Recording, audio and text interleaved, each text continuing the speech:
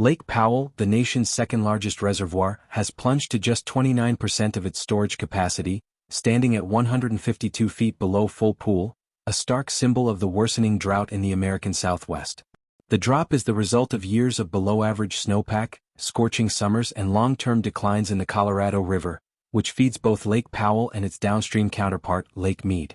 Together, these two reservoirs provide critical water supplies to more than 40 million people, irrigate millions of acres of farmland, and generate hydropower that supports communities across the region. But the water that once filled the canyon walls has steadily disappeared, leaving behind stark bathtub rings and exposing vast stretches of once submerged land. Federal forecasts warn that the decline could deepen in the months ahead, with Lake Powell projected to sink closer to thresholds that would threaten Glen Canyon Dam's ability to generate electricity. Hydropower production not only lights homes but also stabilizes the regional grid, and if levels were to fall too low, millions could face higher energy costs or shortages. The shrinking lake also carries consequences for local economies, as boating, tourism and recreation are hit hard by marinas that can no longer operate and visitors who find a very different landscape than in years past. Beyond the economic fallout, the ecological impacts are severe. Habitats for fish and birds are shrinking, while hotter water temperatures stress aquatic life.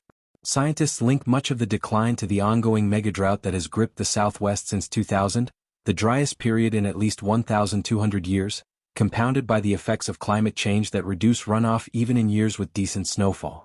This mismatch between snowpack and water inflows has become more pronounced, with parched soils and rising evaporation leaving far less water to reach the reservoirs. Officials across the basin states are warning that time is running out to forge new water-sharing agreements before current operating rules expire in 2026. Negotiations are fraught, with cities, tribes, and farmers all depending on the same overstressed system, but the urgency is undeniable as Lake Powell hovers at less than a third of capacity. Its decline to 152 feet below full pool is not just a technical measurement. It is a clear signal that one of America's most vital water reserves is under siege. The question now facing the region is whether leaders can craft bold, sustainable solutions fast enough to prevent a future where reservoirs like Lake Powell can no longer perform the roles they were built for: storing water, producing power, and sustaining life across the Southwest.